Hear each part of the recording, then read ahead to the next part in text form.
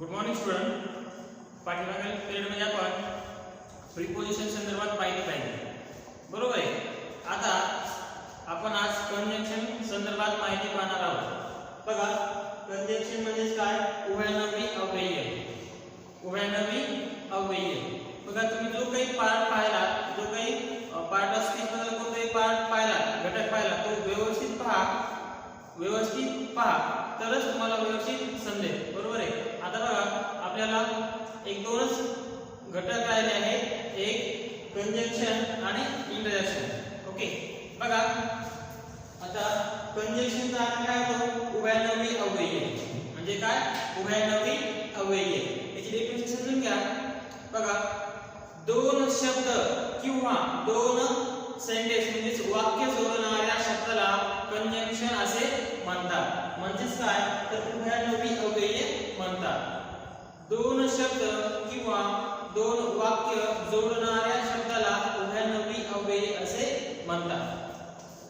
बघा, एक्झाम्पल मध्ये and, but, not only, but also, therefore, because, that, both, and हे एकच कंजंक्शन आहे.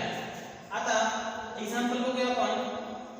मोहन नावाचा एक मुलगा आहे आणि रवी नावाचा एक मुलगा आहे, बरोबर आहे. आता मोहन हा एक शब्द झाला, रवी हा दुसरा शब्द झाला. त्या दोन शब्दांना जोडण्याचं काम, जॉईन करण्याचं काम कोणता शब्द करत आहे? तर and शब्द करत आहे. आले लक्षात? नीट लक्ष द्या. जर आपण and हा शब्द काही वेळेसाठी लपवून ठेवला, हाईड केला, तर बघा, मोहन रवी आर फ्रेंड्स, वाक्य मिनिंगफुल होत नाही. Mohan and Ravi are friends आता वाक्य बरोबर होत आहे. म्हणून हा जो काही मोहन नावाचा एक शब्द आहे आणि रवी नावाचा एक शब्द आहे, या दोन वाक्यांना जोडण्याचं काम कोणता शब्द करत आहे? and, बरोबर आहे. म्हणून या and ला म्हणायचं conjunction. Okay, Mohan and Ravi are friends. या दोन जे काही शब्द आहेत याला जोडण्याचं काम कोण करत आहे? and शब्द करत आहे. म्हणून and ला म्हणायचं कंजंक्शन. कंजंक्शन, बरोबर आहे. आपण त्याला सुद्धा असेल की कंजंक्शन म्हणजे काय. आता आपण पाहिलं की हा एक शब्द आणि हा एक शब्द जोडला आहे. हा शब्द म्हणजे आपण काय पाहिलं?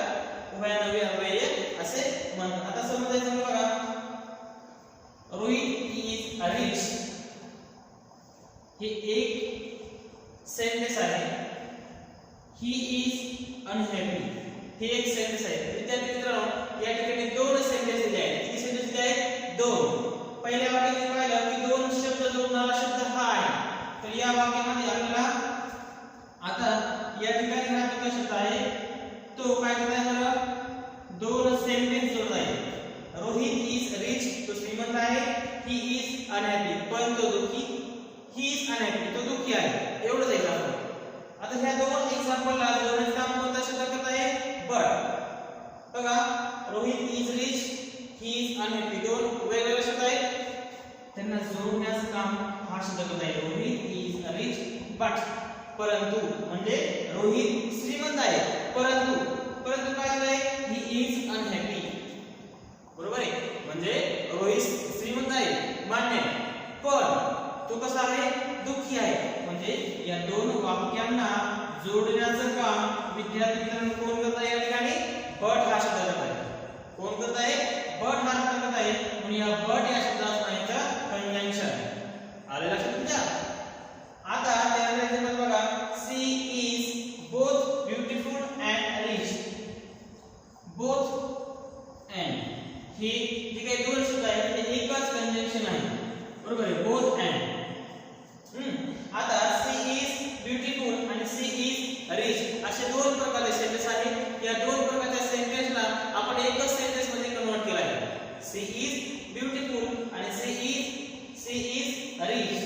नीट लक्ष द्या. दोन एक्झाम्पल आहेत या ठिकाणी. सी इज ब्युटिफुल हे एक एक्झाम्पल आहे आणि दुसरं आहे she is rich. She is rich. या दोन सेंटेन्सला जोडून आपण एकच वाक्य तयार केलं आहे. बघा, अगोदर काय करायचं? सेम वाचणारे काही शब्द आहेत ते काढून टाकायचे. नीट लक्ष द्या इथं सी आहे, इथं इज आहे, इथं सुद्धा सी आहे आणि इज आहे, बरोबर आहे. हे जे काही सेम असणारे वाक्य शब्द आहेत ते आपण काढून टाकले आणि उरले कोणते शब्द ब्युटिफुल आणि रिच. मग सी इज एकदा देत आहे सी इज. आता बोथ नावाला जोडत आहे, बोथचा अर्थ काय होतो दोन्ही, बरोबर. आता शब्द कोणता उरला ब्युटिफुल, ब्युटिफुल आणि समोरचा एक ऍडजेक्टिव्ह घ्यायचा आहे, विशेषण घ्यायचं आहे.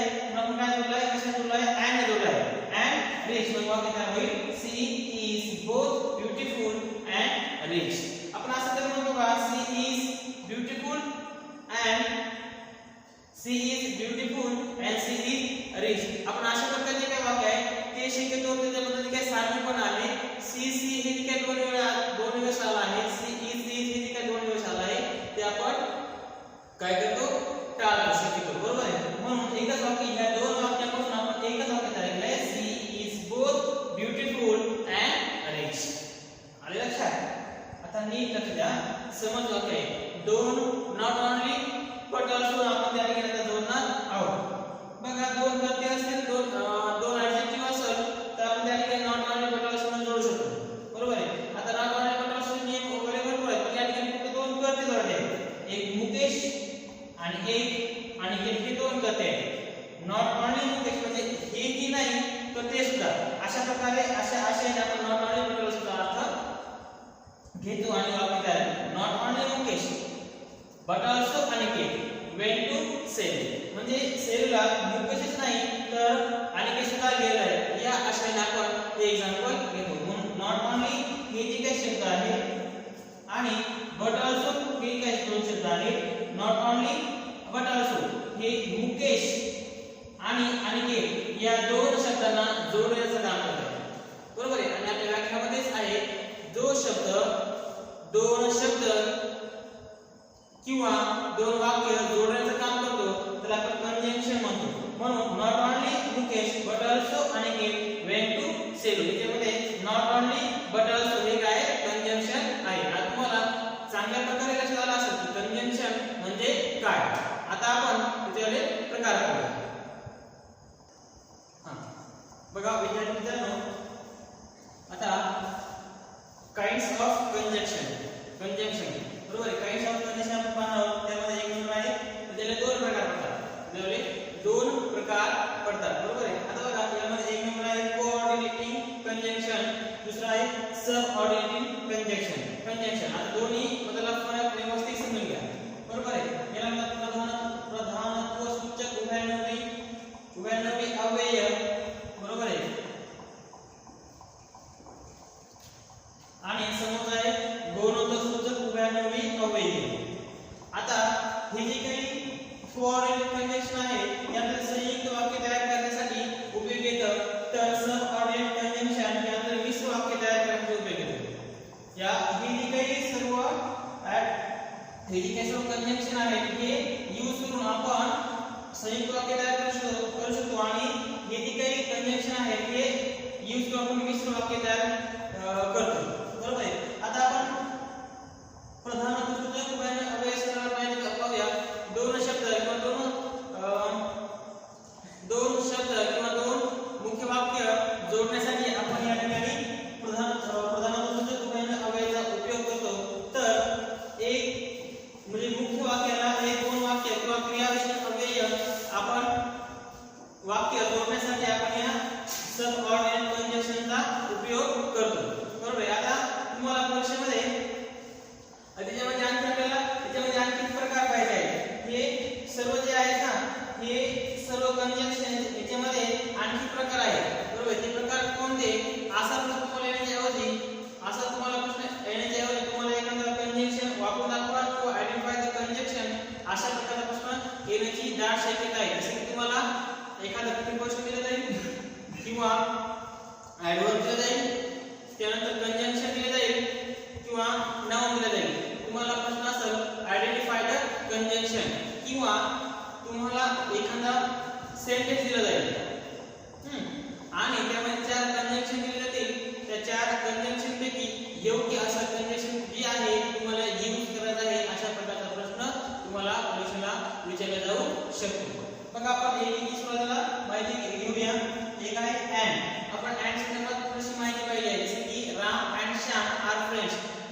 शब्द जोडणारा जोडण्यासाठी आपण अँड चा यूज करतो. अँड चा बोथ अँड चा आपण एक्झाम्पल पाहिला आहे, बरोबर आहे. त्यानंतर as well as, not only but also, 1 2 3 आणि 4 ही जी काही कंजंक्शन आहे ते आपण एकच वाक्यामध्ये वेगवेगळ्या प्रकारे वापरू शकतो. त्यानंतर but चा एक्झाम्पल सुद्धा आपण त्या ठिकाणी पाहिलेला आहे की Mohan is rich but he is unhappy, अशा प्रकारे एक्झाम्पल. ओनली, neither, nor, दोन्ही नाही, either or दोन्हीपैकी एक, or किंवा, else, otherwise शिवाय, एक म्हणजे यद्यपि. ओके. however, so म्हणून, far साठी, hence म्हणून, therefore म्हणून, अशा प्रकारचे जे काही हे कंजंक्शन आहे यापासून आपण संयुक्त वाक्य तयार करू शकतो. आता आपण इकडे बघूया म्हणजे सबऑर्डिनेट कंजंक्शन. त्याला म्हणतात बहुरूपसूचक उभयनवी अव्यय. हे मिश्र वाक्य तयार करण्यासाठी आपण त्या ठिकाणी वापरतो. कोणते बघा, as म्हणजे त्यासारखे, as soon as, when, no sooner than, hardly when, no sooner than त्याऐवजी आपण hardly when वापरतो. while, till पर्यंत, because कारण, still पर्यंत, since पासून, least पासून, so that, so, that, unless, that, though जरी, although जरी, दोनदा तसे होतो. then, as पॉझिटिव्ह मध्ये आपण as, oblique so, as, before, where, who, which, whose आणि whom. अशा प्रकारे हे आहे कोऑर्डिनेटिव्ह कंजंक्शन आणि सबऑर्डिनेटिव्ह कंजंक्शन. ओके. यानंतर आपण ते जे काही प्रकार आहे ते प्रकार व्यवस्थित पाहणार आहोत. म्हणजे आपण कोऑर्डिनेटिव्ह कंजंक्शन याचे प्रकार पाहणार आहोत. त्यानंतर सबऑर्डिनेटिव्ह कंजंक्शन याचे प्रकार पाहणार आहोत. त्याच्यावर एक्झाम्पल आपण पाहणार आहोत. बघा, आपल्याला आता एक नंबरचा पॉइंट पाहायचा आहे. एक नंबरचा पॉइंट कोणता आहे? कोऑर्डिनेटिव्ह कंजंक्शन. त्यामध्ये प्रमाणात्मक उभयनवी अव्यय. याच्यावर आपल्याला काय पाहिजे? प्रकार पाहिजे. नीट लक्ष द्या. आपल्याला संयुक्त वाक्य तयार करण्यासाठी संयुक्त वाक्य तयार करण्यासाठी आपण प्रधानत्वसूचक उभयनवी अव्यय वापरतो. आता त्यापैकी एक नंबरचा प्रकार आहे तो कोणता आहे? म्हणजे जे प्रकार कोऑर्डिनेटिव्ह कंजंक्शनचे 4 प्रकार आहेत. किती प्रकार आहेत? 4. नीट लक्ष द्या. किती प्रकार आहेत? 4. बरोबर आहे. आणि या 4 प्रकारापैकी एक नंबरचा पर्याय आहे कोपोलेशन कंजंक्शन. म्हणजे काय? समुच्चय बोधक उभयनवी अव्यय. आले लक्षात? आता त्यामध्ये कोणते बघा? and, as well as, not only but also, both and आणि that हे कंजंक्शन आहे. आता याच्यावर आपल्याला एक्झाम्पल पाहिजे. नीट बघा. आता आपण एक एक्झाम्पल घेत आहे. आता हा एक नंबरचा प्रकार आहे.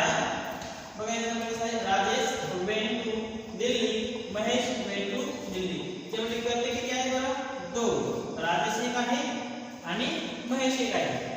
बरोबर आहे. Rajesh went to Delhi, Mahesh went to Delhi. आता याच्यामध्ये समान जे काही आपल्याला कंटेन आहे, समान अक्षराचे काही शब्द आहेत ते आपल्याला काय करायचे? वगळायचे आहेत. आपल्यापासून एकच शब्द तयार करायचा आहे. कशाचा यूज करून?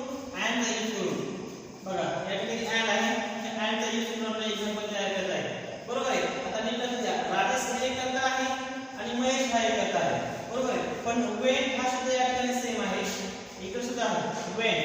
इकडे went to दिल्ली आणि इकडे बघा went to दिल्ली. हे समान अक्षर आहे म्हणजे समान शब्द आहे. त्यांना आपल्याला काय करायचं? वगळायचं आहे. आता वेगळं कोणतं आहे? एक आहे राजेश, इकडे वगळला करता आणि इकडे वगळला महेश. हे दोन काय आहे?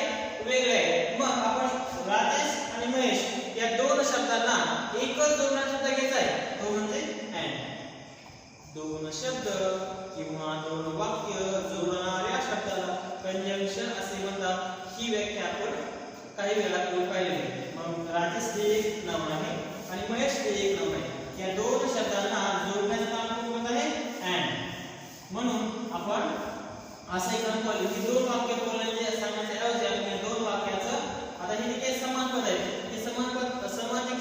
शब्द आहे ते पुन्हा पुन्हा घ्यायची गरज नाही. पण आपण असं म्हणू शकतो Rajesh and Mahesh went to Delhi.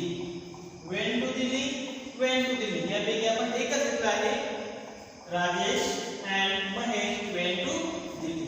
आता हेच एक्झाम्पल आपण बोथ अँड चा यूज करून कशा प्रकारे तयार करू शकतो बघा. बोथ अँड अगोदर काय घेतलं आपण बोथ. बोथ राजेश, बोथ चा अर्थ काय होतो दोन्ही. Both Rajesh and Mahesh went to Delhi. Okay, both and चा यूज करून आपण हे वाक्य तयार केलं आहे. आपण as well as म्हणजे आपण हे सुद्धा काय आहे कंजंक्शन आहे. म्हणजे राजेश सुद्धा आणि राजेश आणि महेश सुद्धा वेंट टू दिल्ली म्हणजे कुठे गेले आहे ते दिल्लीला गेले आहे. राजेश as well as म्हणजे राजेश सोबतच राजेश सोबत महेश वेंट टू दिल्ली अशा प्रकारे एक्झाम्पल वेंट मध्ये काय गेले. हे गो चं काय आहे दुसरं रूप आहे. आपण चार प्रकार पाहिले. गो म्हणजे जाणे, वेंट गेला, गॉन गेला आणि चौथ्याला काय लागतं आयएनजी. चौथ्याला काय लागतं आयएनजी. V1 आहे, हे V2 आहे, हे V3 आहे, हे V4. म्हणजे क्रियापदाचं पहिलं रूप, क्रियापदाचं दुसरं रूप, क्रियापदाचं तिसरं रूप आणि क्रियापदाचं चौथं रूप. गो जाणे, वेंट गेला, गॉन गेलेला, गोइंग हे चौथं रूप आहे. जसे की राईट लिहिणे, रोट लिहिले, रिटर्न लिहिलेले आणि रायटिंग हे चौथं रूप आहे. त्याचप्रमाणे या ठिकाणी आपल्याला वेंट हा शब्द आपल्याला काय शब्द आपल्याला वेंट म्हणजे क्रियापदाचं रूप आहे, दुसरं रूप आहे. क्रियापदाचं दुसरं रूप आहे. आता समजायचं बघा नॉट ओन्ली आणि बटन असून आपण काय करू शकतो दोन कर्ते जोडू शकतो बघा किंवा दोन ऍडजेक्टिव्ह सुद्धा जोडू शकतो. Not only Rajesh but also Mahesh went to Delhi म्हणजे राजेशच नाही तर महेश सुद्धा कुठे गेला आहे दिल्लीला गेलेला आहे. त्यानंतर बघा she was both clever and pretty. आता बोथ अँड हे पुन्हा एक एक्झाम्पल घेत आहे म्हणजे हे ऍडजेक्टिव्ह आपण काय करत आहोत जोडत आहोत. सी वॉज तर बघा सी वॉज क्लेवर आणि सी वॉज प्रिटी अशा प्रकारे दोन वाक्य आहेत. पण ते दोनच वाक्य आपण या बोथ आणि अँड न काय केले आहे एकत्रित केले आहेत. बरोबर आहे. आता बघा she was both clever and pretty म्हणजे ती जी काही मुलगी आहे ती हुशार सुद्धा आहे आणि प्रिटी मध्ये सुंदर सुद्धा आहे. हे दोन्ही शब्द आपण अँड न जोडलेले आहेत. म्हणून आपण बोथ अँड हे कंजंक्शन वापरून दोन वाक्याचं काय केलं आहे एकच वाक्य केलं आहे. जसे की she was clever, she was pretty म्हणजे बद्दल जे काही समान शब्द आहेत ते बाजूला काढले आहेत आणि त्या कंजंक्शनचा यूज करून आपण हे वाक्य तयार केलं आहे. She was both clever and pretty. अशा प्रकारचा एक्झाम्पल आपण या समुच्चय बोधक उभयनामी अव्ययामध्ये पाहिले. यामध्ये दोन आपण जे काही शब्द आहेत दोन घटक जे काय आहेत ते जोडण्याचं काम या प्रकारामध्ये केलं आहे. समुच्चय बोधक याला म्हणतात समुच्चय बोधक उभयनामी अव्यय. आता हा झाला कोऑर्डिनेटेड कंजंक्शन म्हणजे काय प्रधानत्व सूचक उभयनामी अव्ययाचा पहिला प्रकार. आता तीन प्रकार आपले याच्यामध्ये राहिले आहेत. आपण उद्याच्या पिरियडला हे तीन प्रकार आणि त्यानंतर आपण जे काही दुसरा पॉइंट आहे म्हणजे मिश्र वाक्य तयार करायचे त्याचे सुद्धा आपण प्रकार व्यवस्थित